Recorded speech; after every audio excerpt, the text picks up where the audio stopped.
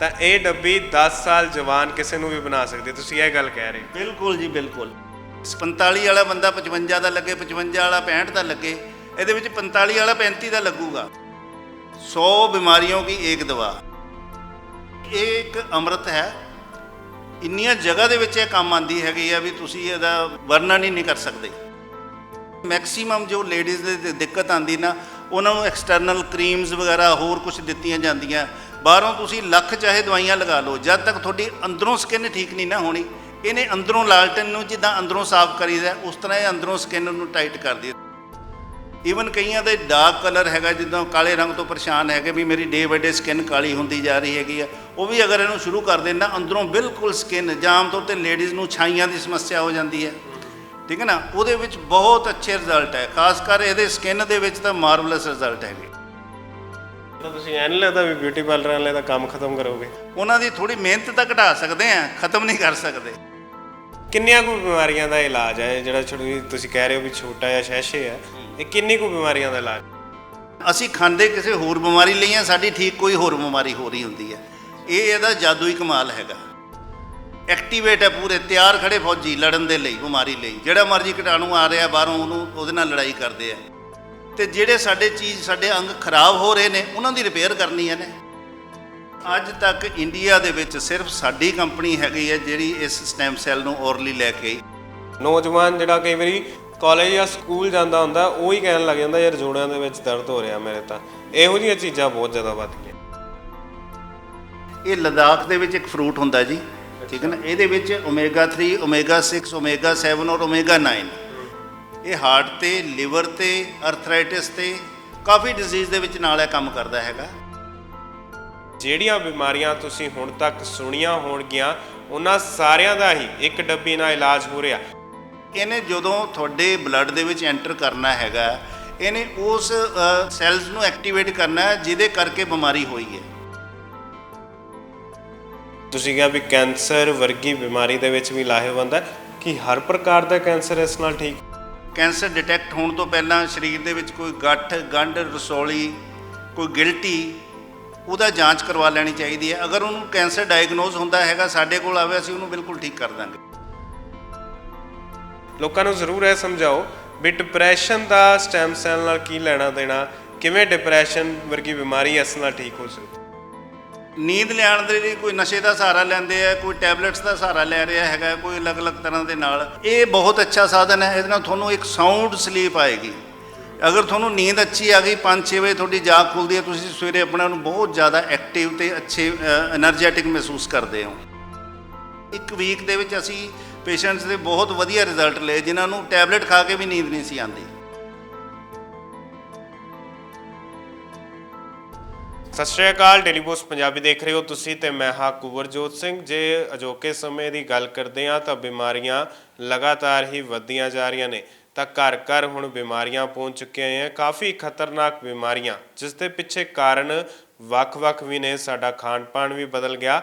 ਪਰ ਅੱਜ ਉਸੇ ਵਿੱਚ ਹੀ ਲੁਧਿਆਣਾ ਦੇ ਠਾਕੁਰ ਹਸਪਤਾਲ ਦੇ ਵਿੱਚ ਪਹੁੰਚੇ ਹਾਂ, ਤਾਂ ਇੱਥੇ ਤੁਹਾਨੂੰ ਦੱਸ ਦਿੰਦੇ ਹਾਂ ਵੀ ਜਦੋਂ ਇਹਨਾਂ ਨਾਲ ਗੱਲਬਾਤ ਕੀਤੀ ਹੈ, ਸਾਨੂੰ ਇਹ ਪਤਾ ਲੱਗਿਆ ਵੀ ਇੱਕ ਡੱਬੀ ਨਾਲ ਹੀ ਇਹ ਕਾਫੀ ਇਲਾਜ ਕਰ ਦਿੰਦੇ ਆ।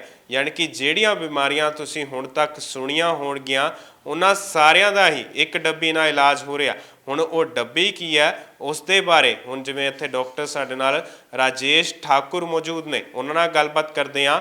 ਉਹਨਾਂ ਤੋਂ ਪੁੱਛਦੇ ਹਾਂ ਵੀ ਅਸਲ ਦੇ ਵਿੱਚ ਇਸ ਦੇ ਵਿੱਚ ਹੈ ਕੀ ਹੈ ਅਤੇ ਕਿਸ ਹਿਸਾਬ ਨਾਲ ਇਹ ਕਾਫੀ ਵੱਡੀਆਂ ਬਿਮਾਰੀਆਂ ਦਾ ਇਲਾਜ ਇਸ ਨਾਲ ਹੋ ਜਾਂਦਾ। ਬਿਮਾਰੀਆਂ ਕਿਹੜੀਆਂ ਨੇ ਤੁਹਾਨੂੰ ਥੋੜ੍ਹਾ ਬਹੁਤਾ ਦੱਸ ਵੀ ਦਿੰਦੇ ਹਾਂ। ਸ਼ੂਗਰ ਵਰਗੀ ਬਿਮਾਰੀ ਹੋ ਗਈ, ਡਿਪਰੈਸ਼ਨ ਹੋ ਗਈ, ਬਲੱਡ ਪ੍ਰੈਸ਼ਰ ਹੋ ਗਿਆ ਅਤੇ ਕੈਂਸਰ ਵਰਗੀ ਬਿਮਾਰੀ ਜਿਹੜੀ ਪੰਜਾਬ ਦੇ ਵਿੱਚ ਇਸ ਸਮੇਂ ਘਰ ਕਰ ਚੁੱਕੀ ਹੋਈ ਹੈ। ਹਰ ਇੱਕ ਘਰ ਦੇ ਵਿੱਚ, ਜਿਵੇਂ ਕਿ ਆਪਾਂ ਕਈ ਵਾਰੀ ਗੱਲ ਵੀ ਕਹਿ ਦਿੰਦੇ ਹਾਂ ਵੀ 4-5 ਘਰ ਛੱਡ ਕੇ ਹੀ ਹੁਣ ਕੈਂਸਰ ਪੰਜਾਬ ਦੇ ਵਿੱਚ ਹੋ ਚੁੱਕਾ ਹੋਇਆ, ਤਾਂ ਉਸ ਦੇ ਵਿੱਚ ਇਹ ਕਿੰਨੀ ਕੁ ਕਾਰਗਰ ਹੈ। ਹੁਣ ਗੱਲਬਾਤ ਕਰਦੇ ਹਾਂ ਅਤੇ ਪੁੱਛਦੇ ਹਾਂ ਵੀ ਇੱਕ ਡੱਬੀ ਨਾਲ ਕਿਸ ਤਰੀਕੇ ਨਾਲ ਇਲਾਜ ਹੋ ਜਾਂਦਾ। ਪਹਿਲਾਂ ਤੁਹਾਡਾ ਡੇਲੀ ਪੋਸਟ 'ਤੇ ਬਹੁਤ ਸਵਾਗਤ ਕਰਦੇ ਹਾਂ। ਸ਼ੁਕਰੀਆ ਜੀ ਗੁਰਜੋਤ ਜੀ, ਸ਼ੁਕਰੀਆ, ਧੰਨਵਾਦ ਤੁਹਾਡਾ ਬਹੁਤ। ਮੈਂ ਸ਼ੁਰੂਆਤ ਦੇ ਵਿੱਚ ਗੱਲ ਕੀਤੀ, ਸਿੱਧੀ ਗੱਲ ਕਹਾਂਗਾ ਵੀ ਇੱਕ ਡੱਬੀ, ਮੈਂ ਗੱਲ ਕੀਤੀ ਦਰਸ਼ਕਾਂ ਨੂੰ, ਉਹ ਡੱਬੀ ਵੀ ਦਿਖਾਓ। ਅਤੇ ਇੱਕ ਡੱਬੀ ਨਾਲ ਤੁਸੀਂ ਕਹਿੰਦੇ ਅਸੀਂ ਵੱਖ-ਵੱਖ ਇਲਾਜ ਕਰੀ ਜਾਂਦੇ ਹਾਂ, ਕੀ ਉਹਦੇ ਵਿੱਚ ਹੈ ਵੀ ਉਹ ਇੰਨੇ ਇਲਾਜ ਕਰ ਦਿੰਦੀ ਆ? ਮੈਂ ਅੱਜ ਕੱਲ੍ਹ ਸਟੈਮ ਸੈੱਲ 'ਤੇ ਕੰਮ ਕਰ ਰਿਹਾ। ਅੱਜ ਦੇ ਟਾਈਮ ਦੇ ਵਿੱਚ ਜਿਸ ਹਿਸਾਬ ਨਾਲ ਬਿਮਾਰੀਆਂ ਬਹੁਤ ਤੇਜ਼ੀ ਦੇ ਨਾਲ ਮਾਨਵਤਾ 'ਤੇ ਅਟੈਕ ਕਰ ਰਹੀਆਂ, ਇਮਿਊਨ ਸਿਸਟਮ ਇੰਨੇ ਕਿ ਵੀਕ ਹੋ ਚੁੱਕੇ ਹਨ ਕਿ ਸਰੀਰ ਦੇ ਵਿੱਚ ਕੋਈ ਦਵਾਈ ਕੰਮ ਨਹੀਂ ਕਰ ਰਹੀ। ਹੁਣ ਅਸੀਂ ਸਵਿਟਜ਼ਰਲੈਂਡ ਦੀ ਕੰਪਨੀ ਦੇ ਨਾਲ ਕੋਲੈਬੋਰੇਸ਼ਨ ਕਰਕੇ ਸਟੈਮ ਸੈੱਲ 'ਤੇ ਕੰਮ ਕਰ ਰਹੇ ਹਾਂ। ਅਸੀਂ ਸਟੈਮ ਸੈੱਲ ਇੱਥੇ ਇੰਪੋਰਟ ਕਰ ਰਹੇ ਹਾਂ, ਜਿਹਦੇ ਵਿੱਚ ਅਸੀਂ ਆਹ ਦੇਖੋ, ਤੁਹਾਨੂੰ ਮੈਂ ਦਿਖਾਨਾ। ਸਟੈਮ ਸੈੱਲ ਦੀ ਇੱਕ ਪੁੜੀ ਹੈ ਜਿਹਦੇ ਨਾਲ ਇੱਕ ਪਾਊਚ ਡੇਲੀ ਖਾਣ ਦੇ ਨਾਲ ਸਾਡੇ ਸਰੀਰ ਦੇ ਵਿੱਚ ਜਿਹੜੇ ਸਟੈਮ ਸੈੱਲ ਐਂਟਰ ਕਰ ਜਾਂਦੇ ਹਨ, ਜਿਹੜੇ ਕਿ ਬਿਮਾਰੀਆਂ ਦੇ ਨਾਲ ਲੜਦੇ ਹਨ। ਸਟੈਮ ਸੈੱਲ ਹੁੰਦਾ ਕੀ ਹੈ? ਤੁਸੀਂ ਸਟੈਮ ਸੈੱਲ ਦੀ ਗੱਲ ਕਰਦੇ, ਕਈ ਸਾਡੇ ਲੋਕਾਂ ਨੂੰ ਜਿਹੜੇ ਮੈਡੀਕਲ ਨਾਲ ਨਹੀਂ ਰਿਲੇਟ ਕਰਦੇ, ਸਟੈਮ ਸੈੱਲ ਬਾਰੇ ਪਤਾ ਨਹੀਂ ਹੋਊਗਾ, ਤਾਂ ਸਟੈਮ ਸੈੱਲ ਕਿੱਦਾਂ ਵੱਡੀਆਂ ਵੱਡੀਆਂ ਬਿਮਾਰੀਆਂ ਦਾ ਇਲਾਜ ਕਰ ਰਹੇ? ਸਾਡਾ ਸਰੀਰ ਕਰੋੜਾਂ ਸੈੱਲਾਂ ਦੇ ਨਾਲ ਮਿਲ ਕੇ ਬਣਿਆ ਹੈ। ਜਿਹੜੇ ਸੈੱਲ ਹੈ, ਸੈੱਲ ਤੋਂ ਬਾਅਦ ਟਿਸ਼ੂ ਬਣਦਾ ਹੈ, ਟਿਸ਼ੂ ਤੋਂ ਬਾਅਦ ਆਰਗਨ ਬਣਦਾ ਹੈ, ਆਰਗਨ ਤੋਂ ਬਾਅਦ ਬਾਡੀ ਬਣਦੀ ਹੈ। ਸਾਡੇ ਸਰੀਰ ਦੇ ਵਿੱਚ 200 ਪ੍ਰਕਾਰ ਦੇ ਅਲੱਗ-ਅਲੱਗ ਤਰ੍ਹਾਂ ਦੇ ਸੈੱਲ ਹਨ, ਜਿਹਦੇ ਵਿੱਚ stem cell, epithelial cell, endothelial cell, platelet cell, skin cell, muscle cell, ਇਸ ਤਰ੍ਹਾਂ ਦੇ 200 ਤਰ੍ਹਾਂ ਦੇ ਸੈੱਲ ਹੁੰਦੇ ਹਨ। ਜਿਹਦੇ ਵਿੱਚ ਇੱਕ WBC ਸੈੱਲ ਹੈ ਸਾਡੇ, ਉਹ ਸਰੀਰ ਦੇ ਹਰੇਕ ਤਰ੍ਹਾਂ ਦੀ ਕੋਈ ਬਿਮਾਰੀ ਦੇ ਨਾਲ ਲੜਦੇ ਹਨ। ਕੋਈ ਵੀ ਜਦੋਂ ਸਾਨੂੰ ਬਿਮਾਰੀ ਹੁੰਦੀ ਹੈ, ਸਭ ਤੋਂ ਪਹਿਲਾਂ ਸਾਡੇ ਸੈੱਲ ਉਹਨਾਂ ਦੇ ਨਾਲ ਬਿਮਾਰੀ ਦੇ ਕੀਟਾਣੂਆਂ ਦੇ ਨਾਲ ਲੜਦੇ ਹਨ। ਜਿਹੜੇ ਸਾਡੇ ਬਾਡੀ ਦੇ ਸਟੈਮ ਸੈੱਲ ਹੈ, ਇਹ ਇੰਨੇ ਕਿ ਸੂਝਵਾਨ ਸਟੈਮ ਸੈੱਲ ਹੁੰਦੇ ਹਨ। ਜਦੋਂ ਕੋਈ ਕਿਸੇ ਟਾਈਪ ਦੇ ਮੰਨ ਲਓ ਸਕਿਨ ਸੈੱਲ ਦੀ ਸਾਡੀ ਬਾਡੀ ਦੇ ਵਿੱਚ ਘੱਟ ਮਾਤਰਾ ਉਹਨਾਂ ਦੀ ਮਹਿਸੂਸ ਹੁੰਦੀ ਹੈ, ਬਿਮਾਰੀ ਵੱਡੇ ਲੈਵਲ ਦੀ ਆ ਗਈ ਹੈ, ਅਤੇ ਉਹਨਾਂ ਨੇ ਆਪਣੇ ਆਪ ਨੂੰ ਸਟੈਮ ਸੈੱਲ ਨੇ ਸਕਿਨ ਸੈੱਲ 'ਚ ਆਪਣੇ ਆਪ ਨੂੰ ਕਨਵਰਟ ਕਰ ਲੈਣਾ। ਪਰ ਕਈ ਵਾਰੀ ਬਿਮਾਰੀ ਕੈਂਸਰ ਵਰਗੀ ਬਿਮਾਰੀ ਹੁੰਦੀ ਹੈ, ਉਹ ਸਟੈਮ ਸੈੱਲ ਵੀ ਸਾਡੇ ਸਰੀਰ ਦੇ ਵਿੱਚ ਘੱਟ ਮਾਤਰਾ ਪੈਂਦੀ ਹੈਗੀ ਹੈ। ਇਸ ਕਰਕੇ ਸਾਨੂੰ ਐਕਸਟਰਨਲ ਸਟੈਮ ਸੈੱਲ ਲੈਣ ਦੀ ਲੋੜ ਹੈ, ਬਾਹਰੀ ਰੂਪ ਦੇ ਵਿੱਚੋਂ, ਜਿਹੜਾ ਕਿ ਪਹਿਲਾਂ ਕੋਈ ਪੋਸੀਬਲ ਨਹੀਂ ਸੀਗਾ।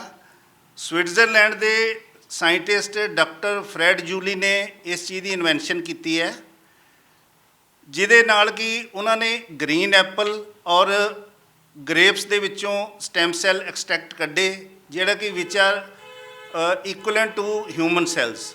80% ਉਹ ਹਿਊਮਨ ਸੈੱਲਸ ਦੇ ਬਰਾਬਰ ਹਨ। ਜਦੋਂ ਉਹਨਾਂ ਦੀ ਅਸੀਂ ਇਨਟੇਕ ਕਰਦੇ ਹੈਗੇ ਆ, ਅਤੇ ਸਾਡੇ ਬਾਡੀ ਦੇ ਵਿੱਚ ਸਟੈਮ ਸੈੱਲ ਦੀ ਮਾਤਰਾ ਬਹੁਤ ਜ਼ਿਆਦਾ ਹੋ ਜਾਂਦੀ ਹੈ, ਜਿਹੜੇ ਕਿ ਬਿਮਾਰੀਆਂ ਦੇ ਨਾਲ ਲੜਦੇ ਹਨ। ਇਹਦੇ ਨਾਲ ਅਸੀਂ ਵੱਡੀਆਂ ਵੱਡੀਆਂ ਗੰਭੀਰ ਬਿਮਾਰੀਆਂ ਠੀਕ ਕੀਤੀਆਂ ਹਨ।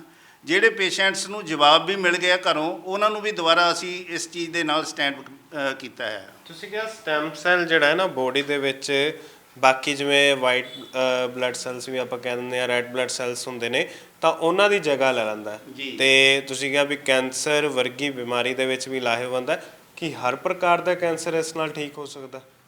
ਅਗਰ ਤਾਂ ਪੇਸ਼ੈਂਟ ਸਾਡੇ ਕੋਲ ਪਹਿਲਾਂ ਹੀ ਅੱਛੀ ਸਟੇਜ ਦੇ ਵਿੱਚ ਆ ਜਾਂਦਾ ਹੈ। ਆਮ ਤੌਰ 'ਤੇ ਪੇਸ਼ੈਂਟ ਸਾਡੇ ਕੋਲ ਉਦੋਂ ਆਉਂਦੇ ਆ ਜਦੋਂ 4th ਸਟੇਜ 'ਤੇ ਪਹੁੰਚ ਜਾਂਦੇ ਹਨ।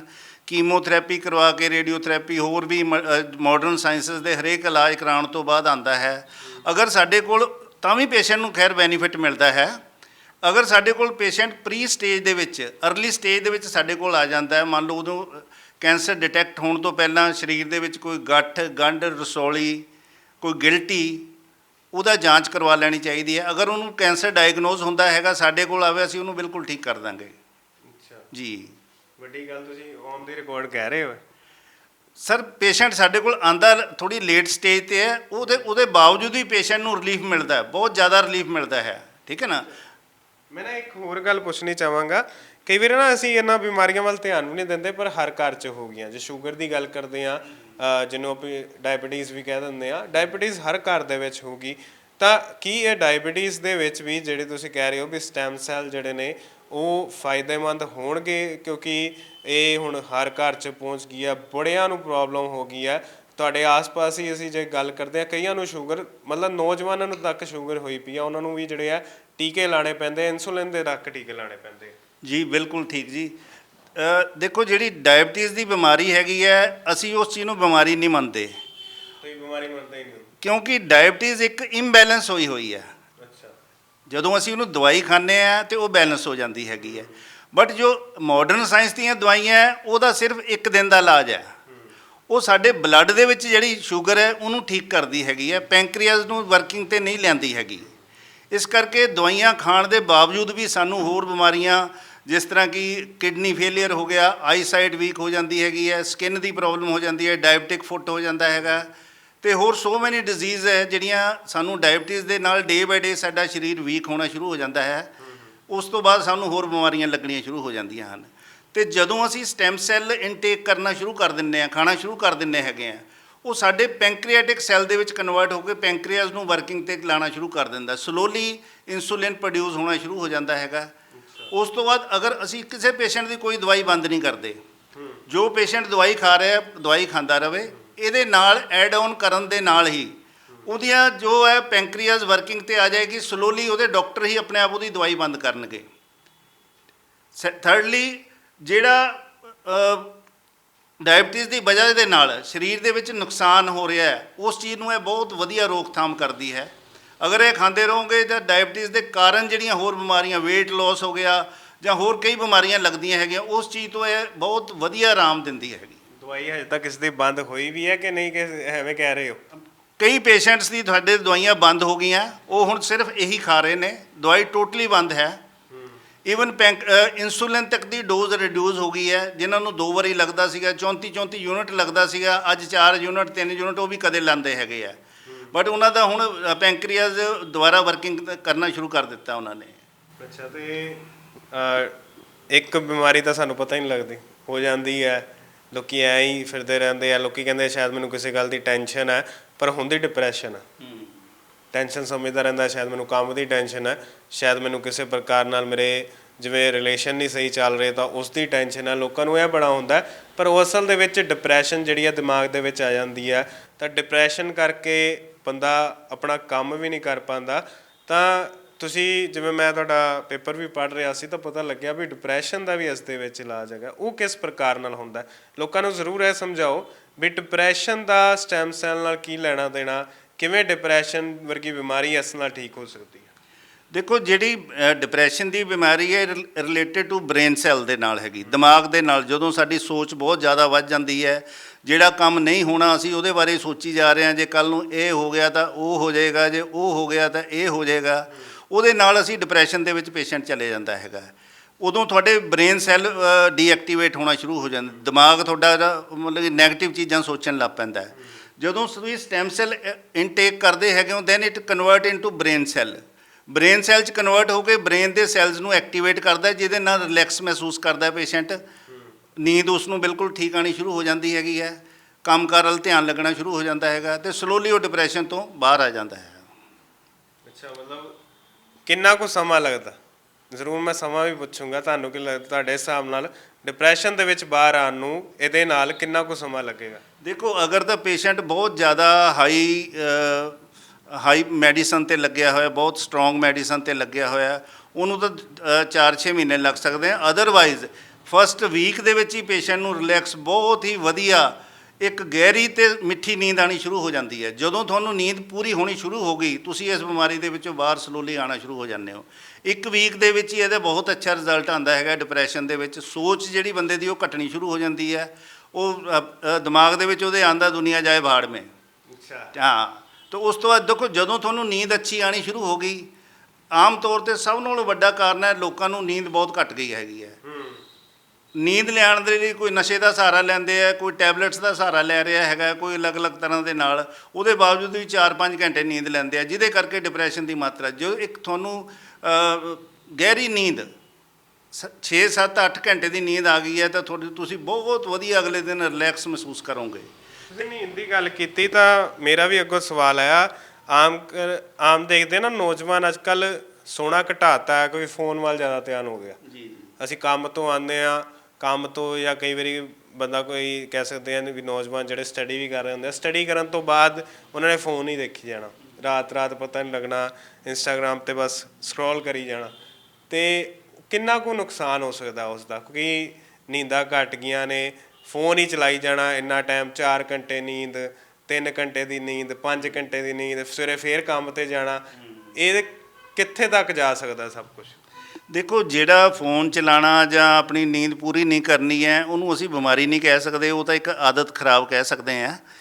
ਆਮ ਤੌਰ 'ਤੇ ਇਹ ਚੀਜ਼ਾਂ ਯੰਗ ਲੜਕਿਆਂ ਨੂੰ ਜਾਂ ਉਹਨਾਂ ਨੂੰ ਜ਼ਿਆਦਾ ਹੈ। ਅਗਰ ਇੱਕ ਓਲਡ ਏਜ ਬੰਦਾ ਯਾਨੀ 40+ ਹੈਗਾ, ਉਹਨੂੰ ਪਤਾ ਵੀ ਮੈਂ ਕੱਲ ਨੂੰ ਆਪਣੇ ਜੌਬ ਤੇ ਆਪਣੇ ਬਿਜ਼ਨਸ ਤੇ ਆਪਣੇ ਉੱਤੇ ਜਿੱਥੇ ਵੀ ਉਹ ਕੰਮਕਾਰ ਕਰਦੇ ਜਾਣਾ ਹੈ, ਉਹ ਯੂਜਲੀ 9-10 ਵਜੇ ਤੱਕ ਉਹ ਸੋ ਜਾਂਦੇ ਹਨ, ਠੀਕ ਹੈ ਨਾ। ਪਰ 9-10 ਵਜੇ ਪੈਣ ਦੇ ਬਾਵਜੂਦ ਵੀ ਉਹਨੂੰ ਨੀਂਦ ਨਹੀਂ ਆਉਂਦੀ ਹੈਗੀ।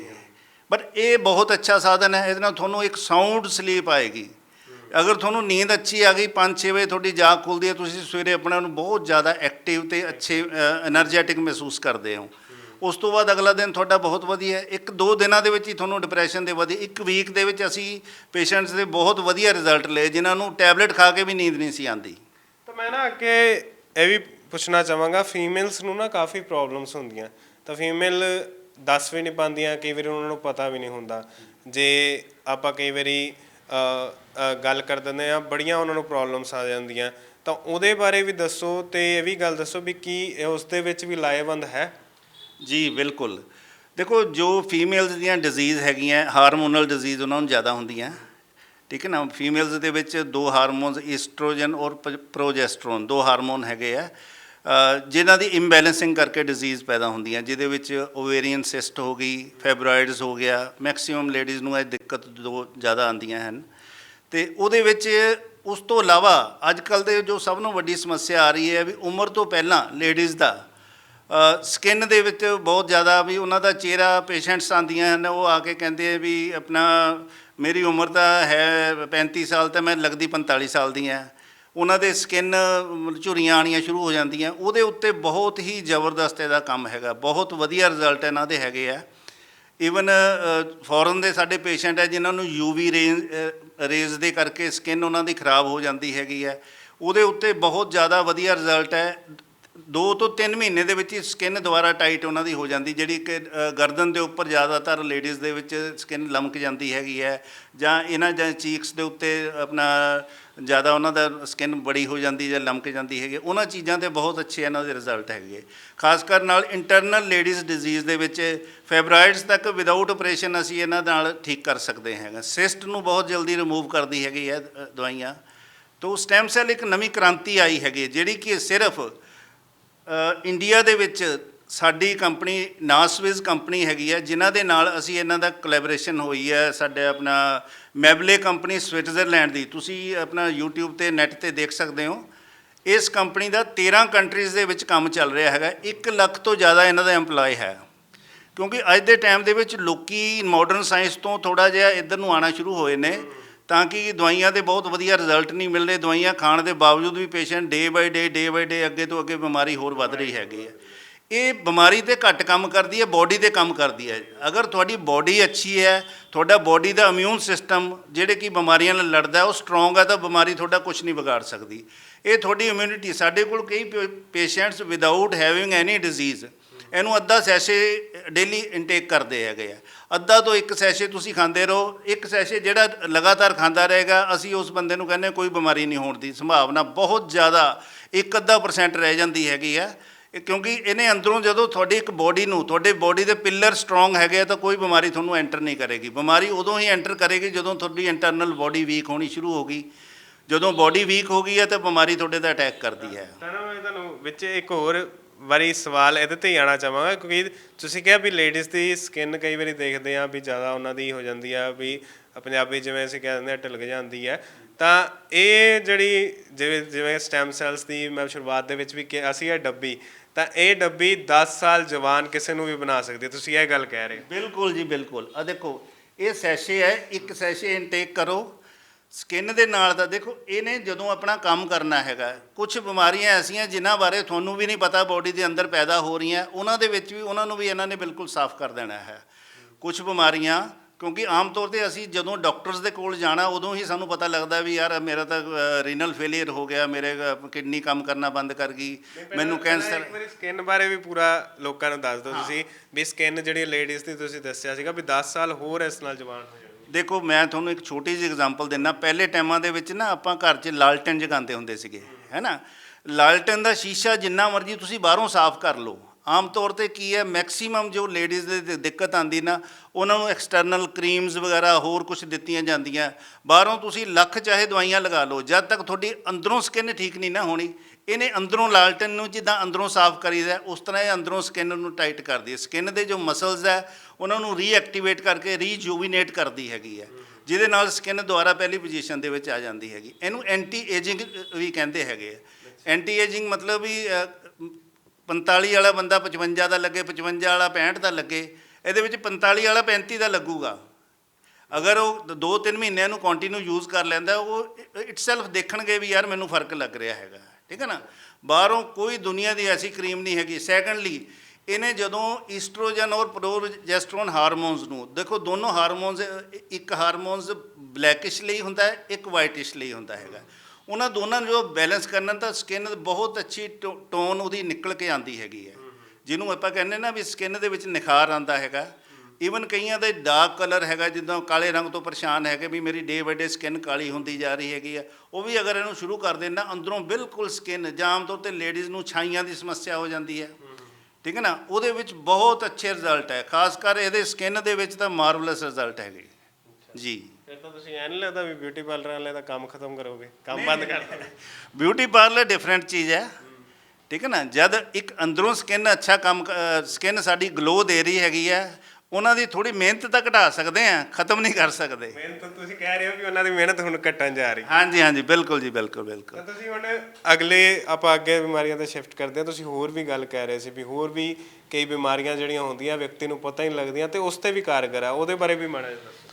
ਦੇਖੋ, ਹੋਰ ਜਿਸ ਤਰ੍ਹਾਂ ਬਣਾਉਂਦੇ ਅੱਜ ਦੇ ਟਾਈਮ 'ਚ ਲੀਵਰ ਦੀ ਬਹੁਤ ਜ਼ਿਆਦਾ ਦਿੱਕਤ ਆ ਰਹੀ ਹੈਗੀ ਆ। ਮੈਂ ਕਹਿੰਦਾ ਲੀਵਰ ਦੀ ਤਾਂ ਪ੍ਰੋਬਲਮ ਇੱਦਾਂ ਹੋ ਗਈ ਹੈ ਵੀ ਹਰ ਦੂਜੇ ਬੰਦੇ, ਮੈਂ ਹਿਸਾਬ ਲਵਾਂਗਾ ਵੀ ਹਰ ਘਰ 'ਚ ਇੱਕ ਬੰਦੇ ਨੂੰ ਤਾਂ ਸ਼ਾਇਦ ਲੀਵਰ ਦੀ ਪ੍ਰੋਬਲਮ ਹੋਣੀ ਹੈ, ਕਿਉਂਕਿ ਹਰ ਬਿਮਾਰੀ, ਤੁਸੀਂ ਆਮ ਜੇ ਡਾਕਟਰ ਦੀ ਗੱਲ ਕਰਦੇ ਹੋ, ਕਹਿੰਦੇ ਵੀ ਆ ਵੀ ਪੇਟ ਤੋਂ ਬਿਮਾਰੀਆਂ ਸ਼ੁਰੂ ਹੁੰਦੀਆਂ ਨੇ। ਜੀ ਬਿਲਕੁਲ। ਦੇਖੋ, ਲੀਵਰ ਸਾਡੀ ਬੋਡੀ ਦਾ ਸਭ ਨਾਲੋਂ ਵੱਡਾ ਆਰਗਨ ਹੈਗਾ। ਇਹ ਰਾਈਟ ਸਾਈਡ 'ਤੇ ਸਿਚੁਏਟਡ ਹੁੰਦਾ ਹੈਗਾ।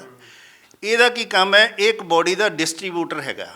ਅਸੀਂ ਕੁਝ ਵੀ ਇਨਟੇਕ ਕਰਦੇ ਹਾਂ, ਕੁਝ ਵੀ ਖਾਂਦੇ ਹਾਂ, ਸਭ ਤੋਂ ਪਹਿਲਾਂ ਲੀਵਰ 'ਚ ਜਾਣਾ। ਲੀਵਰ ਨੇ ਅੱਗੇ ਹਰੇਕ ਆਰਗਨ ਨੂੰ ਉਹਦੇ ਹਿਸਾਬ ਦੇ ਨਾਲ ਉਹਦੀ ਡਾਈਟ ਪਹੁੰਚਾਉਣੀ ਹੈਗੀ ਹੈ। ਬ੍ਰੇਨ ਨੂੰ ਉਹਦੇ ਹਿਸਾਬ ਨਾਲ ਉਹਦੀ ਡਾਈਟ ਪਹੁੰਚ ਜਾਣੀ, ਹਾਰਟ ਨੂੰ ਉਹਦੇ ਹਿਸਾਬ ਨਾਲ ਪਹੁੰਚ ਜਾਣੀ ਹੈ। ਪਰ ਜੇ ਲੀਵਰ ਖੁਦ ਬਿਮਾਰ ਹੋ ਗਿਆ, ਦੇਖੋ ਲੀਵਰ ਬਿਮਾਰ ਹੋਣ ਦੀ ਪਹਿਲੀ ਸਟੇਜ ਹੁੰਦੀ ਹੈ ਫੈਟੀ ਲੀਵਰ, ਜਿਹਨੂੰ ਕਿ ਅੱਜ ਕੱਲ੍ਹ ਦੇ ਟਾਈਮ ਦੇ ਵਿੱਚ ਡਾਕਟਰਸ ਬਹੁਤ ਜ਼ਿਆਦਾ ਤਵੱਜੋ ਨਹੀਂ ਦਿੰਦੇ। ਅੱਜ ਦੇ ਟਾਈਮ ਦੇ ਵਿੱਚ 100 ਚੋਂ 70-80 ਬੰਦਿਆਂ ਦਾ ਫੈਟੀ ਲੀਵਰ ਆਏਗਾ। ਡਾਕਟਰ ਕਹਿੰਦੇ ਛੱਡੋ ਯਾਰ ਫੈਟੀ ਲੀਵਰ, ਕੋਈ ਗੱਲ ਨਹੀਂ, ਤੁਸੀਂ ਇਹ ਦਵਾਈ ਸ਼ੁਰੂ ਕਰੋ। ਪਰ ਨਹੀਂ, ਫੈਟੀ ਲੀਵਰ ਦੀਆਂ ਵੀ ਅੱਗੇ 4 ਸਟੇਜਸ ਹੁੰਦੀਆਂ। Fatty liver 1 2 3 4। ਜਦੋਂ 4th ਸਟੇਜ ਹੋ ਜਾਂਦੀ ਹੈ, ਉਸ ਤੋਂ ਬਾਅਦ it convert into liver fibrosis.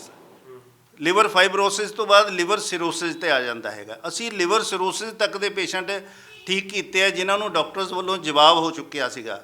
ਉਹਨਾਂ ਦੇ ਐਸਾਈਟਿਸ ਹੋਣਾ ਸ਼ੁਰੂ ਹੋ ਜਾਂਦਾ। ਐਸਾਈਟਿਸ ਮਤਲਬ ਪੇਟ 'ਚ ਪਾਣੀ ਭਰਨਾ ਸ਼ੁਰੂ ਹੋ ਜਾਂਦਾ ਹੈਗਾ, ਜਿਹੜੇ ਕਿ ਫਿਰ ਟੈਪਿੰਗ ਕਰਾ ਕੇ ਪਾਣੀ ਕਢਵਾਉਣਾ ਪੈਂਦਾ ਹੈਗਾ, ਕੋਈ 15 ਦਿਨ ਬਾਅਦ, ਕੋਈ ਹਫ਼ਤੇ ਬਾਅਦ।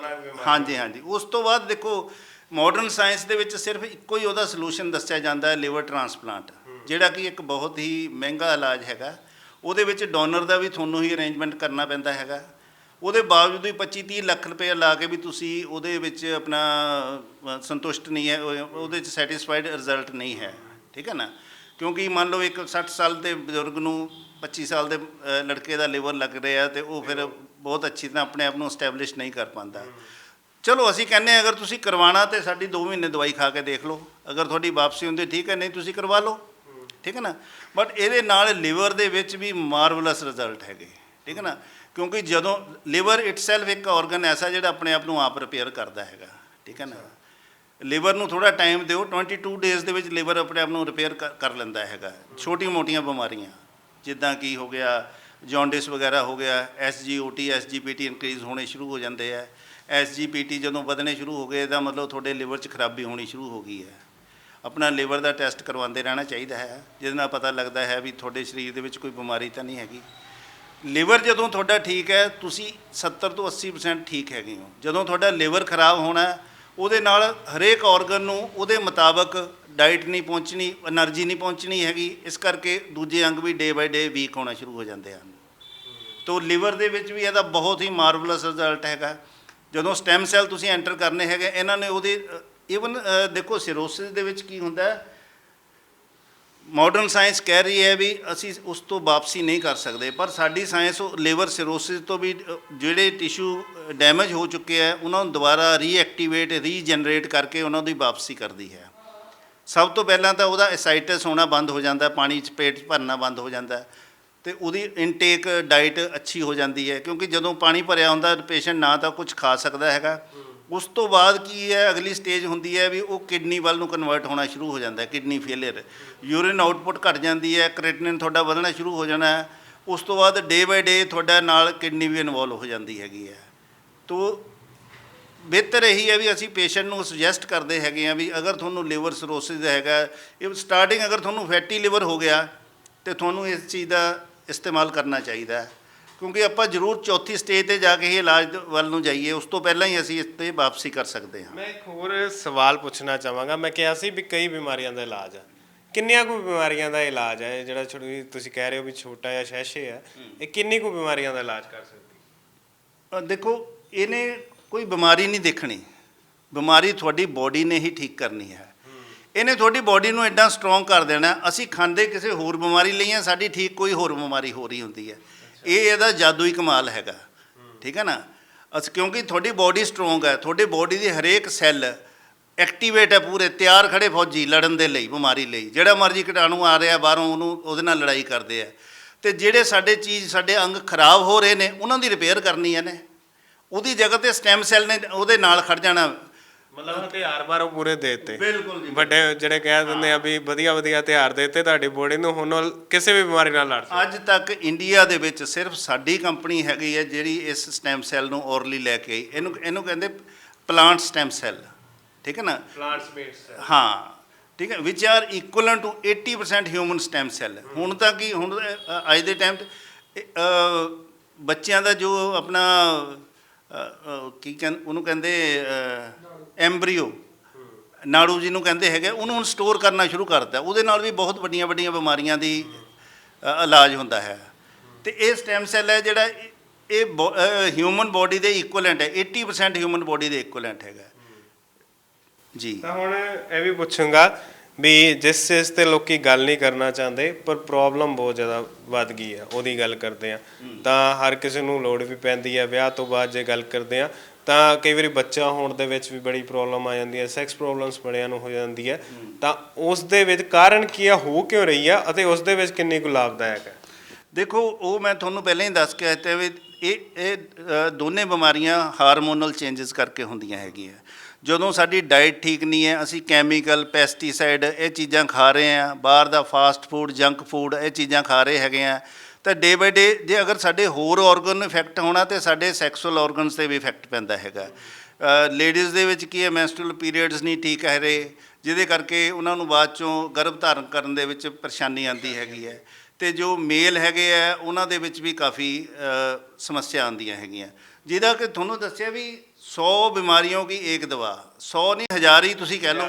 ਹਾਂ, ਜਿਹੜੀ ਮਰਜ਼ੀ ਬਿਮਾਰੀ ਹੈਗੀ ਆ ਉੱਥੇ ਇਹੀ ਇਕੱਲਾ ਤੁਸੀਂ ਇਨਟੇਕ ਕਰੋਗੇ, ਤੁਹਾਡਾ ਸਰੀਰ ਬਿਲਕੁਲ ਵਧੀਆ ਹੋ ਜਾਏਗਾ ਅਤੇ ਤੁਹਾਨੂੰ ਪਤਾ ਵੀ ਨਹੀਂ ਲੱਗਣਾ ਵੀ ਮੈਂ ਕਿੱਦਾਂ ਠੀਕ ਹੋ ਰਿਹਾ। ਪਰ ਇਹਨੂੰ ਇਸ ਹਿਸਾਬ ਨਾਲ ਖਾਣਾ, it's A part of diet, ਇੱਕ ਡਾਈਟ ਦਾ ਹਿੱਸਾ ਬਣਾ ਕੇ। ਮੈਂ ਹੀ ਪੁੱਛਣ ਲੱਗਾ ਸੀ ਵੀ ਖਾਣਾ ਕਿੱਦਾਂ, ਇਹ ਵੀ ਸਮਝਾਓ ਲੋਕਾਂ ਨੂੰ ਵੀ ਅਸਲ ਦੇ ਵਿੱਚ ਲੈਣਾ ਕਿੱਦਾਂ, ਵੀ ਅਸੀਂ ਇਸ ਵੀਡੀਓ ਨਾਲ ਲੋਕਾਂ ਨੂੰ ਇਹ ਵੀ ਦੱਸ ਸਕੀਏ ਵੀ ਇਹ ਕਿੱਦਾਂ ਜੇ ਸੇਵਨ ਕਰਨਾ ਤਾਂ ਕਿਸ ਹਿਸਾਬ ਨਾਲ ਕਰਨਾ। ਦੇਖੋ, ਇਹ ਸਵੇਰੇ ਖਾਲੀ ਪੇਟ ਖਾਣਾ ਹੁੰਦਾ, ਇਹਦੇ ਵਿੱਚ 1.5 ਗ੍ਰਾਮ ਡੋਜ਼ ਹੁੰਦੀ ਹੈਗੀ ਆ। ਇਹ ਸਿੱਧਾ ਇਨਸਰਟ ਆਪਣਾ ਟੰਗ ਦੇ ਨੀਚੇ, ਜੀਭ ਦੇ ਥੱਲੇ ਰੱਖਣਾ ਹੈਗਾ। ਇਹ ਥਰੂ ਸਾਡੇ ਸਬਲਿੰਗੁਅਲ ਗਲੈਂਡਸ, ਜੀਭ ਦੇ ਥੱਲੇ ਸਾਡੇ ਪੋਰ ਹੁੰਦੇ ਆ ਜਿਨ੍ਹਾਂ ਦੇ ਥਰੂ ਸਾਡੇ ਡਾਇਰੈਕਟ ਬਲੱਡ ਦੇ ਵਿੱਚ ਚਲੇ ਜਾਂਦਾ ਹੈਗਾ। ਬਾਕੀ ਜਿਹੜੀ ਰਿਮੇਨਿੰਗ ਦਵਾਈ ਹੈ ਉਸ ਤੋਂ 5 ਮਿੰਟ ਬਾਅਦ ਇੱਕ ਪਾਣੀ ਦਾ ਗਲਾਸ ਪੀ ਲੈਣਾ ਹੈਗਾ, ਠੀਕ ਹੈ ਨਾ। ਉਹ ਫਿਰ ਰਿਮੇਨਿੰਗ ਦਵਾਈ ਸਾਡੇ ਸਟਮਕ ਦੇ ਥਰੂ ਅੰਦਰ ਕਲੀਨਜ਼ਿੰਗ ਕਰਦੀ ਹੈਗੀ ਹੈ, ਹਰੇਕ ਜਗ੍ਹਾ 'ਤੇ ਜਿੱਥੇ ਸੈਲਸ ਦੀ ਜ਼ਰੂਰਤ ਹੈ ਉਹਨਾਂ ਦੀ ਜਾ ਕੇ ਜ਼ਰੂਰਤ ਪੂਰੀ ਕਰਦੀ ਹੈ। ਇਹਦੇ ਵਿੱਚ ਇੱਕ ਹੋਰ 3 ਤੋਂ 4 ਲੀਟਰ ਪਾਣੀ ਡੇਲੀ ਜਿਹੜਾ ਇਨਟੇਕ ਕਰੇਗਾ ਉਹਨੂੰ ਬਹੁਤ ਹੀ ਵਧੀਆ ਰਿਜ਼ਲਟ ਆਉਂਦੇ ਹੈਗਾ। ਆਮ ਤੌਰ 'ਤੇ ਕੀ ਹੈ, ਸਾਡੇ ਲੇਡੀਜ਼ 'ਚ ਖਾਸ ਕਰ ਜਨਾਨੀਆਂ ਪਾਣੀ ਪੀਂਦੀਆਂ ਹੀ ਨਹੀਂ, ਠੀਕ ਹੈ ਨਾ। ਬੰਦੇ ਵੀ ਕੰਮ ਤੇ ਗਏ ਹੁੰਦੇ, ਆਪਣੇ ਵਰਕ ਤੇ ਬੈਠੇ ਹੋਏ ਨੇ, ਧਿਆਨ ਹੀ ਨਹੀਂ ਹੁੰਦਾ ਵੀ ਪਾਣੀ ਵੀ ਪੀਣਾ। ਅਤੇ ਦੇਖੋ, ਸਭ ਤੋਂ ਜ਼ਿਆਦਾ ਸਮੱਸਿਆ ਪਾਣੀ ਘੱਟ ਪੀਣ ਕਰਕੇ ਆਉਂਦੀ ਹੈਗੀ ਹੈ। ਦੇਖੋ, ਕਿਡਨੀ ਦੀ ਪ੍ਰੋਬਲਮ, ਕਿਡਨੀ ਸਟੋਨ ਆ ਰਹੇ ਹੈ, ਗਾਲ ਬਲੈਡਰ ਸਟੋਨ ਆ ਰਿਹਾ, ਇਹ ਸਾਰਾ ਕੁਝ ਪਾਣੀ ਘੱਟ ਪੀਣ ਦੀ ਵਜ੍ਹਾ ਦੇ ਨਾਲ ਹੈਗਾ।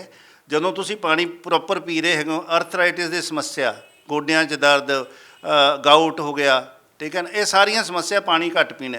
ਇਹਦੇ ਨਾਲ ਜਿਹੜਾ 4 ਲੀਟਰ ਪਾਣੀ ਪੀਂਦਾ ਰਹੇਗਾ ਉਹਨੂੰ ਪਹਿਲੇ ਹਫਤੇ ਦੇ ਵਿੱਚ ਇੰਨਾ ਵਧੀਆ ਰਿਜ਼ਲਟ ਆਉਣਾ ਸ਼ੁਰੂ ਹੋ ਜਾਏਗਾ। ਉਹਦਾ ਕੋਈ ਪੇਟ ਦੀ ਸਮੱਸਿਆ ਨਹੀਂ। ਸੈਕੰਡਲੀ ਪੇਟ ਦੀਆਂ ਬਿਮਾਰੀਆਂ, ਕੌਨਸਟੀਪੇਸ਼ਨ ਅੱਜ ਬਹੁਤ ਵੱਡੀ ਬਿਮਾਰੀ ਹੈਗੀ ਹੈ, ਠੀਕ ਹੈ ਨਾ। ਜਿਹਨੂੰ ਕੌਨਸਟੀਪੇਸ਼ਨ ਹੈ ਉਹਨੂੰ ਅਣਗਿਣਤ ਬਿਮਾਰੀਆਂ ਲੱਗ ਜਾਂਦੀਆਂ, ਕੋਈ ਉਹਦਾ ਸਿਰ ਦਰਦ ਹੋ ਰਿਹਾ, ਐਸਿਡਿਟੀ, ਗੈਸ ਦੀ ਸਮੱਸਿਆ। ਸੈਕੰਡਲੀ ਇਹਦਾ ਪੀਐਚ ਲੈਵਲ ਬਿਲਕੁਲ 7.4 ਤੋਂ ਉੱਪਰ ਹੈ, ਬੋਡੀ ਨੂੰ ਐਲਕਲਾਈਨ ਰੱਖਦੀ ਹੈਗੀ ਹੈ। ਜਦੋਂ ਤੁਹਾਡੀ ਐਲਕਲਾਈਨ ਬੋਡੀ ਹੋਏਗੀ ਤੁਹਾਨੂੰ ਕੋਈ ਬਿਮਾਰੀ ਨਹੀਂ ਲੱਗੇਗੀ, ਠੀਕ ਹੈ ਨਾ। ਇਹਦਾ ਮੈਂ ਤਾਂ ਉਹੀ ਕਿਹਾ ਵੀ ਇਹ ਇੱਕ ਅੰਮ੍ਰਿਤ ਹੈ, ਇੰਨੀਆਂ ਜਗ੍ਹਾ ਦੇ ਵਿੱਚ ਇਹ ਕੰਮ ਆਉਂਦੀ ਹੈਗੀ ਆ ਵੀ ਤੁਸੀਂ ਇਹਦਾ ਵਰਣਨ ਹੀ ਨਹੀਂ ਕਰ ਸਕਦੇ, ਠੀਕ ਹੈ ਨਾ। ਥਾਇਰਾਇਡ ਦੇ ਵਿੱਚ ਵੀ ਲਾਹੇਵੰਦ, ਬਿਲਕੁਲ ਬਿਲਕੁਲ। ਥਾਇਰਾਇਡ ਵੀ ਦੇਖੋ ਉਹ ਵੀ ਇੱਕ ਇੰਬੈਲੈਂਸ ਹੋਇਆ, ਠੀਕ ਹੈ ਨਾ, ਹਾਰਮੋਨਲ ਡਿਜ਼ੀਜ਼ ਹੈ। ਉਹਦੇ ਅਸੀਂ ਪੇਸ਼ੈਂਟ ਠੀਕ ਕੀਤੇ ਥਾਇਰਾਇਡ ਦੇ, ਜਿਨ੍ਹਾਂ ਦੇ ਕੀ ਸੀਗਾ ਵੀ ਉਹ ਆਪਣਾ ਇੱਕ ਤਾਂ ਮੋਟਾਪਾ ਵੱਧ ਜਾਂਦਾ ਹਾਈਪਰਥਾਇਰੋਇਡਿਜ਼ਮ ਦੇ ਵਿੱਚ। ਉਹ ਕਹਿੰਦੇ ਮੈਂ ਰੋਟੀਆਂ ਤਾਂ 2 ਖਾਂਦੀ ਹਾਂ, ਪਰ ਲੱਗਦਾ ਇੱਦਾਂ ਵੀ ਸਾਰੇ ਘਰ ਦੀਆਂ ਰੋਟੀਆਂ ਮੈਂ ਹੀ ਖਾਂਦੀ ਹਾਂ। ਬਟ ਉਹ ਕੀ ਹੋ ਗਿਆ, ਹਾਈਪਰਥਾਇਰੋਇਡਿਜ਼ਮ, ਵੀ ਪਾਣੀ ਦਾ ਗਲਾਸ ਵੀ ਲੱਗਦਾ ਉਹਨਾਂ ਨੂੰ, ਠੀਕ ਹੈ ਨਾ, ਸਰੀਰ ਫੁੱਲੀ ਜਾਊਗਾ। ਇਹਨੇ ਜਦੋਂ ਥਾਇਰਾਇਡ ਨੂੰ ਬੈਲੈਂਸ ਕਰਨਾ ਹੈਗਾ, ਸਲੋਲੀ ਜੋ ਤੁਹਾਡਾ 10-10 ਕਿਲੋ ਤੱਕ weight ਪੇਸ਼ੈਂਟਸ ਦਾ ਘੱਟ ਹੋਇਆ ਹੈਗਾ ਇਹਦੇ ਨਾਲ, ਠੀਕ ਹੈ ਨਾ। ਥਾਇਰਾਇਡ ਦੀ ਗੋਲੀ ਬੰਦ ਹੋ ਗਈ ਹੈ, ਜਿਹੜੇ 75 mg ਤੱਕ ਅਲਟਰੋਕਸਿਨ ਵਗੈਰਾ 100 mg ਖਾਂਦੇ ਸੀਗੇ ਉਹਨਾਂ ਦੀ ਵੀ ਟੈਬਲੇਟ ਬੰਦ ਹੋ ਗਈਆਂ, ਠੀਕ ਹੈ ਨਾ। ਸਲੋਲੀ, ਪਰ ਥੋੜਾ ਪੇਸ਼ੈਂਸ ਰੱਖ ਕੇ ਅਗਰ ਦਵਾਈ ਖਾਏਗਾ ਨਾ, ਪਰ ਇਹਦੇ ਨਾਲ ਜਦੋਂ ਠੀਕ ਹੋ ਗਿਆ ਫਿਰ ਦੁਬਾਰਾ ਬਿਮਾਰੀ ਲੱਗੇਗੀ ਨਹੀਂ, ਅਗਰ ਪੇਸ਼ੈਂਟ ਸਾਡੇ ਹਿਸਾਬ ਨਾਲ, ਹਾਂਜੀ, ਜੜ ਤੋਂ ਖਤਮ ਹੋਏਗੀ, ਬਿਲਕੁਲ ਜੀ। ਤਾਂ ਇਹ ਵੀ ਗੱਲ ਦੱਸੋ ਵੀ ਤੁਸੀਂ ਕਿਹਾ ਵੀ ਥਾਇਰਾਇਡ ਵਾਲੇ ਪੇਸ਼ੈਂਟਸ ਦਾ weight ਘਟਦਾ, ਪਰ ਆਮ ਜਿਹੜਾ ਵਿਅਕਤੀ ਆ ਉਹ ਇਸ ਨੂੰ ਲਏਗਾ ਕਿ ਇਸ ਨਾਲ ਉਹਦਾ ਵੀ weight ਘਟ ਸਕਦਾ? ਨਹੀਂ, ਦੇਖੋ ਇਹ ਸੇਮ ਮੈਡੀਸਨ ਅੰਡਰਵੇਟ ਨੂੰ ਬਰਾਬਰ ਕਰਦੀ ਹੈ, ਓਵਰਵੇਟ ਨੂੰ ਵੀ ਬਰਾਬਰ ਕਰਦੀ ਹੈਗੀ ਹੈ। ਦੇਖੋ ਇੱਕੋ ਹੀ ਦਵਾਈ weight ਘਟਾਉਂਦੀ ਵੀ ਹੈ, weight ਵਧਾਉਂਦੀ ਵੀ ਹੈ, ਠੀਕ ਹੈ ਨਾ। ਕਿਉਂਕਿ ਮੈਂ ਤੁਹਾਨੂੰ ਪਹਿਲਾਂ ਹੀ ਦੱਸ ਕੇ ਹਟਿਆ ਵੀ ਇਹਨੇ ਬਿਮਾਰੀ ਦੇ ਕੰਮ ਨਹੀਂ, ਤੁਹਾਡੀ ਬੋਡੀ ਦੀ ਜੋ ਰਿਕੁਆਇਰਮੈਂਟ ਹੈ ਉੱਤੇ ਕੰਮ ਕਰਨਾ ਹੈਗਾ। ਤੁਹਾਡੀ ਬੋਡੀ ਦੇ ਜੇ ਮਸਲ ਦੀ ਆਪਣਾ ਜੇ weight ਦੀ ਰਿਕੁਆਇਰਮੈਂਟ ਹੈਗੀ ਹੈ, ਵੈਸੇ ਤਾਂ ਇਕੁਅਲ weight ਅੱਜ ਦੇ ਟਾਈਮ ਦੇ ਵਿੱਚ ਅਸੀਂ ਜੋ ਹਿਸਾਬ ਨਾਲ ਕੈਲਕੂਲੇਸ਼ਨ ਕਰਦੇ ਹਾਂ 1 inch is equal to 1 kilo. ਜੇ ਤੁਹਾਡਾ 5 ਫੁੱਟ 10 ਇੰਚ ਹੈਗਾ, ਬਾਹਰੋਂ 5 60 ਤੇ 10 70 ਕਿਲੋ weight ਤੁਹਾਡਾ ਹੋਵੇ ਤਾਂ ਤੁਹਾਡਾ ਠੀਕ ਹੈ। ਜਿਹਦਾ 60 ਕਿਲੋ ਹੈ ਅੰਡਰਵੇਟ ਹੈ, ਜਿਹਦਾ 80 ਕਿਲੋ ਓਵਰਵੇਟ ਹੈ, ਇਹਨੇ ਬਰਾਬਰ ਕਰ ਦੇਣਾ, ਠੀਕ ਹੈ ਨਾ।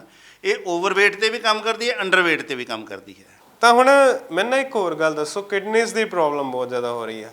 ਜਿਵੇਂ ਪੇਟ ਦੀ ਬਿਮਾਰੀਆਂ ਦੀ ਮੈਂ ਗੱਲ ਕੀਤੀ, ਲੀਵਰ ਦੀ ਤੁਸੀਂ ਗੱਲ ਕੀਤੀ, ਤਾਂ ਲੀਵਰ ਦੇ ਨਾਲ ਹੀ ਜੇ ਗੱਲ ਕਰਦੇ ਆ ਕਿਡਨੀਜ਼ ਦੀ ਪ੍ਰੋਬਲਮ ਬਹੁਤ ਜ਼ਿਆਦਾ ਹੋ ਗਈ ਹੈ। ਇੱਥੇ ਤੱਕ ਕਿ ਲੋਕਾਂ ਨੂੰ ਟਰਾਂਸਪਲਾਂਟ ਤੱਕ ਕਰਾਉਣਾ ਪੈਂਦਾ, ਜਿਵੇਂ ਹੋਰ ਵੀ ਕਾਫੀ ਪ੍ਰੋਬਲਮਸ ਹੁੰਦੀਆਂ ਨੇ। ਜੀ ਬਿਲਕੁਲ ਜੀ, ਅੱਜ ਦੇ ਟਾਈਮ ਦੇ ਵਿੱਚ ਕਿਡਨੀ ਦੇ ਪੇਸ਼ੈਂਟ ਕਾਫੀ ਸਾਡੇ ਕੋਲ ਆਉਂਦੇ ਆ।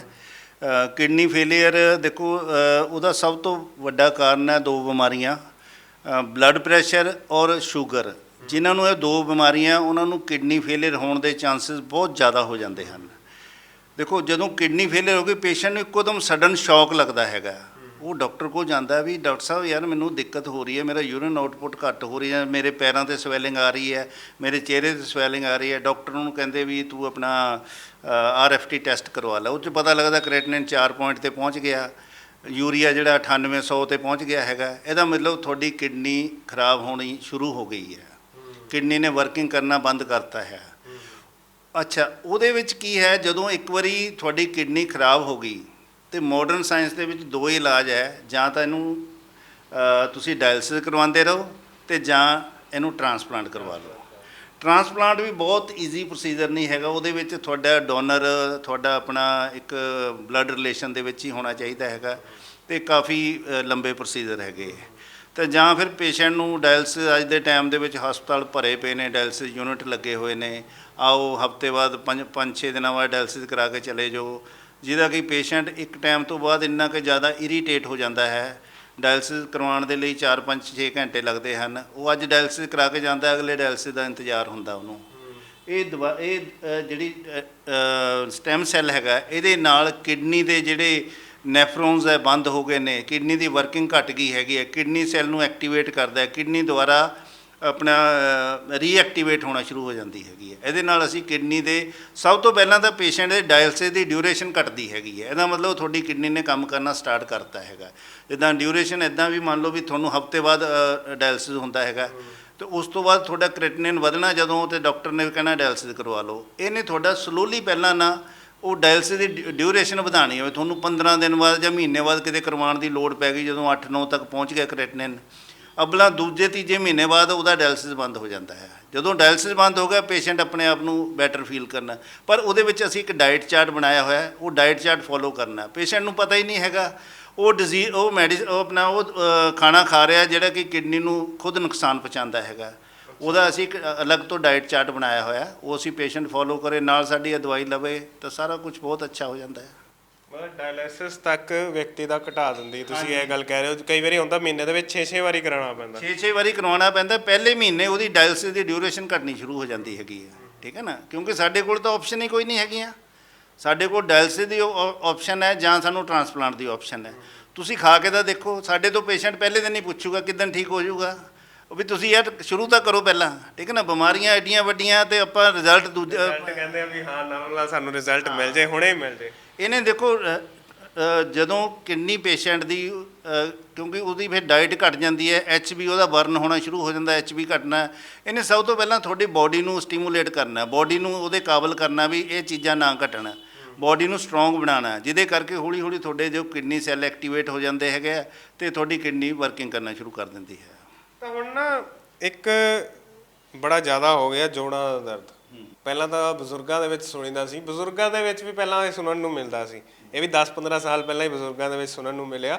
ਪਰ ਹੁਣ ਦੀ ਜੇ ਅੱਜ ਦੀ ਡੇਟ ਦੀ ਗੱਲ ਕਰਦੇ ਆ ਤਾਂ ਨੌਜਵਾਨਾਂ ਦੇ ਵਿੱਚ ਬਹੁਤ ਜ਼ਿਆਦਾ ਹੋ ਗਿਆ। ਨੌਜਵਾਨ ਜਿਹੜਾ ਕਈ ਵਾਰੀ ਕਾਲਜ ਜਾਂ ਸਕੂਲ ਜਾਂਦਾ ਹੁੰਦਾ, ਉਹ ਹੀ ਕਹਿਣ ਲੱਗ ਜਾਂਦਾ ਯਾਰ ਜੋੜਿਆਂ ਦੇ ਵਿੱਚ ਦਰਦ ਹੋ ਰਿਹਾ ਮੇਰੇ ਤਾਂ। ਇਹੋ ਜਿਹੀਆਂ ਚੀਜ਼ਾਂ ਬਹੁਤ ਜ਼ਿਆਦਾ ਵੱਧ ਗਈਆਂ ਜੀ। ਬਿਲਕੁਲ, ਅੱਜ ਕੱਲ੍ਹ ਅਰਥਰਾਈਟਿਸ ਗਾਊਟ ਬਹੁਤ ਜ਼ਿਆਦਾ ਹੈ, ਕਿਉਂਕਿ ਮੂਵਮੈਂਟ ਘਟ ਗਈ ਹੈ, ਮੂਵਮੈਂਟ ਉਨੀ ਜ਼ਿਆਦਾ ਨਹੀਂ ਹੈ। AC ਕਮਰੇ 'ਚ ਉੱਠਣਾ ਹੈ, ਪਸੀਨਾ ਨਹੀਂ ਬਹਾਉਂਦੇ ਹੈਗੇ, ਠੀਕ ਹੈ ਨਾ। ਅਤੇ ਉਹਦੇ ਨਾਲ ਕੀ ਹੈ, ਕੈਲਸ਼ੀਅਮ ਦੀ lack of calcium, uric acid ਜਦੋਂ ਤੁਹਾਡਾ 1 ਸਾਲ 10 ਪੁਆਇੰਟ ਤੋਂ ਜ਼ਿਆਦਾ ਰਹਿਣਾ ਸ਼ੁਰੂ ਹੋ ਗਿਆ, ਤੁਹਾਨੂੰ ਹਰ ਹਾਲਤ ਦੇ ਵਿੱਚ ਅਰਥਰਾਈਟਿਸ ਹੋਣਾ ਹੀ ਹੋਣਾ ਹੈ। ਔਰ ਅਰਥਰਾਈਟਿਸ ਵੀ ਐਸੀ ਬਿਮਾਰੀ ਇੱਕ ਵਾਰੀ ਹੋ ਗਈ ਉਹਦਾ ਵਾਪਸੀ ਨਹੀਂ ਹੈ। ਫਿਰ ਇੱਕ ਟਾਈਮ ਤੋਂ ਬਾਅਦ ਤੁਹਾਡੇ ਜਿਹੜੇ ਬੋਡੀ ਦੇ ਔਰਗਨ ਹੈਗੇ ਆ, ਅੱਪਰ ਲਿੰਬ ਉਹ ਟੇਢੇ ਹੋਣੇ ਸ਼ੁਰੂ ਹੋ ਜਾਂਦੇ, ਬੜੀ ਪੇਨਫੁਲ ਬਿਮਾਰੀ ਹੈਗੀ ਹੈ। ਉਹਦੇ ਨਾਲ ਅਸੀਂ ਹੋਰ ਇੱਕ ਸਾਡੇ ਕੋਲ ਪ੍ਰੋਡਕਟ ਆਉਂਦਾ ਸੀ ਵਕਥਰਨ ਜੂਸ, ਇਹ ਲਦਾਖ ਦੇ ਵਿੱਚ ਇੱਕ ਫਰੂਟ ਹੁੰਦਾ ਜੀ, ਠੀਕ ਹੈ ਨਾ। ਇਹਦੇ ਵਿੱਚ ਓਮੇਗਾ 3, ਓਮੇਗਾ 6, ਓਮੇਗਾ 7 ਔਰ ਓਮੇਗਾ 9 ਇਹ ਹਾਰਟ 'ਤੇ, ਲਿਵਰ 'ਤੇ, ਅਰਥਰਾਈਟਿਸ 'ਤੇ, ਕਾਫੀ ਡਿਜ਼ੀਜ਼ ਦੇ ਵਿੱਚ ਨਾਲ ਇਹ ਕੰਮ ਕਰਦਾ ਹੈਗਾ।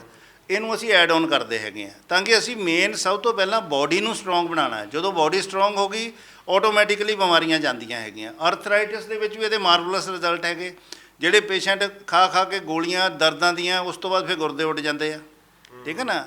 ਪੇਨ ਕਿਲਰ ਤੋਂ ਇਲਾਵਾ ਹੋਰ ਕੋਈ ਸੋਲੂਸ਼ਨ ਨਹੀਂ ਹੈਗਾ, ਠੀਕ ਹੈ ਨਾ। ਦਰਦਾਂ ਇੰਨੀਆਂ ਹੁੰਦੀਆਂ, ਇਹ 1 ਮਹੀਨਾ ਖਾਣ ਤੋਂ ਬਾਅਦ ਉਹਨਾਂ ਦੀਆਂ ਦਰਦਾਂ ਦੀਆਂ ਗੋਲੀਆਂ ਵੀ ਹੌਲੀ ਹੌਲੀ ਸਲੋਲੀ ਬੰਦ ਹੋ ਜਾਂਦੀਆਂ ਹੈਗੀਆਂ। ਇਹ ਖੁਦ ਐਨਰਜੀ ਦਿੰਦੀ ਬੋਡੀ ਦੇ ਵਿੱਚ, ਠੀਕ ਹੈ ਨਾ।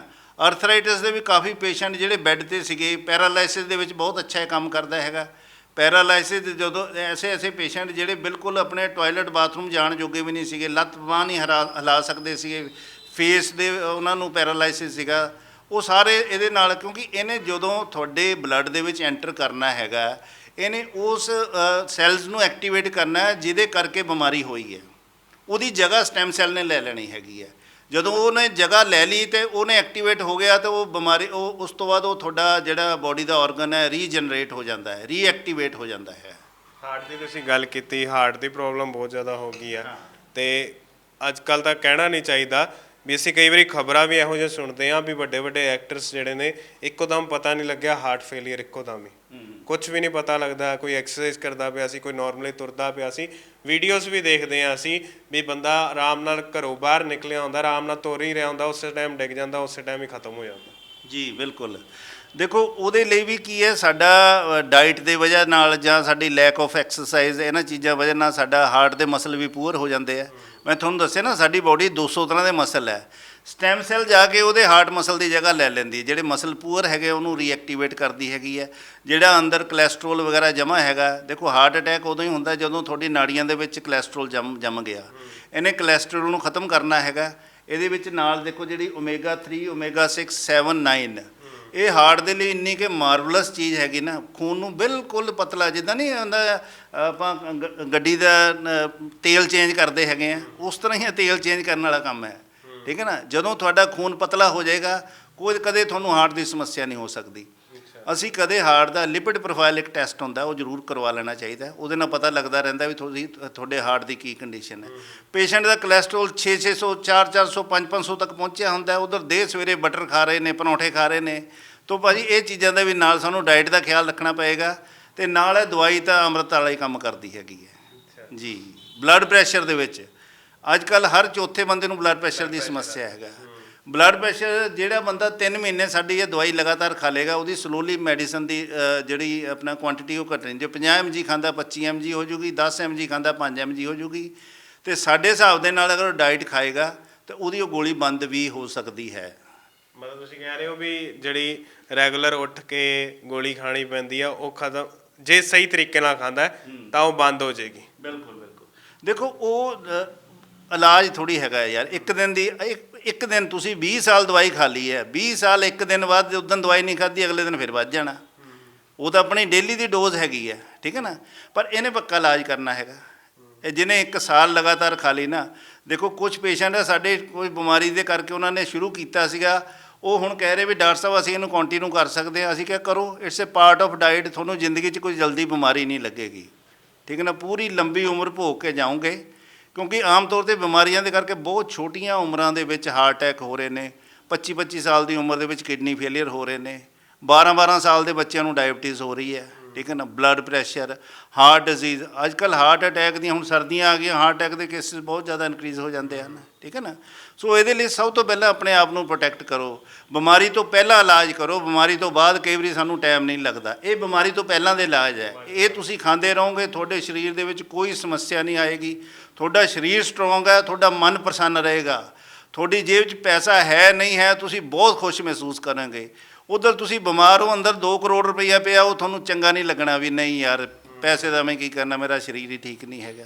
ਸੋ ਸਭ ਤੋਂ ਪਹਿਲਾ ਸੁੱਖ ਨਿਰੋਗੀ ਕਾਇਆ, ਸਰੀਰ ਠੀਕ ਹੋਣਾ ਚਾਹੀਦਾ ਜੀ। ਮਤਲਬ ਹਰ ਵੇਲੇ ਅਸੀਂ ਇਹ ਧਿਆਨ ਦਿੰਦੇ ਰਹਿੰਦੇ ਆ ਵੀ ਪੈਸੇ ਕਮਾ ਲਈਏ, ਇਹ ਕੰਮ ਕਰ ਲਈਏ, ਉਹ ਕੰਮ ਕਰ ਲਈਏ, ਪਰ ਐਂਡ ਆਫ ਦਾ ਡੇ ਸਾਡਾ ਸਰੀਰ ਹੀ ਨਾਲ ਰਹਿਣਾ। ਜੇ ਸਰੀਰ ਨਾ ਸਹੀ ਹੋਇਆ ਤਾਂ ਉਹ ਪੈਸਾ ਕਮਾਇਆ ਉਹ ਕਬੜਾਂ ਦੇ ਵਿੱਚ ਹੀ ਰਹਿ ਜਾਣਾ, ਮਤਲਬ ਅਲਮਾਰੀਆਂ ਦੇ ਵਿੱਚ ਹੀ ਰਹਿ ਜਾਣਾ। ਬਿਲਕੁਲ ਜੀ। ਦੇਖੋ ਮੈਂ ਤਾਂ ਤੁਹਾਡੇ ਚੈਨਲ ਦੇ ਮਾਧਿਅਮ ਦੇ ਨਾਲ ਹਰੇਕ ਦਰਸ਼ਕ ਨੂੰ ਕਹਿਣਾ ਚਾਹੁੰਦਾ, ਜਿਹੜਾ ਪੇਸ਼ੈਂਟਸ ਡਾਇਬਟੀਜ਼ ਦੇ ਹੈ, ਬਲੱਡ ਪ੍ਰੈਸ਼ਰ ਦੇ, ਥਾਇਰਾਇਡ ਦੇ, ਹਾਰਟ ਦੇ, ਕਿਉਂਕਿ ਇਹ ਬਿਮਾਰੀਆਂ ਤਾਂ ਤਕਰੀਬਨ ਚੱਲਦੀਆਂ, ਉਹਨਾਂ ਨੂੰ ਇਹਦੇ ਨਾਲ ਇਹਦਾ ਸੇਵਨ ਜ਼ਰੂਰ ਕਰਨਾ ਚਾਹੀਦਾ ਹੈ। ਕਿਉਂਕਿ ਜਿਹੜੀਆਂ ਉਹ ਬਿਮਾਰੀਆਂ ਦੇ ਨਾਲ ਤੁਹਾਨੂੰ ਨੁਕਸਾਨ ਹੋਣੇ ਆ, ਉਹਨੂੰ ਸਿਰਫ ਇੱਕ ਸਟੈਮ ਸੈੱਲ ਹੀ ਸੇਵ ਕਰ ਸਕਦਾ ਹੈ, ਹੋਰ ਕੋਈ ਦੁਨੀਆ ਦੇ ਵਿੱਚ ਤਾਕਤ ਨਹੀਂ ਹੈਗੀ।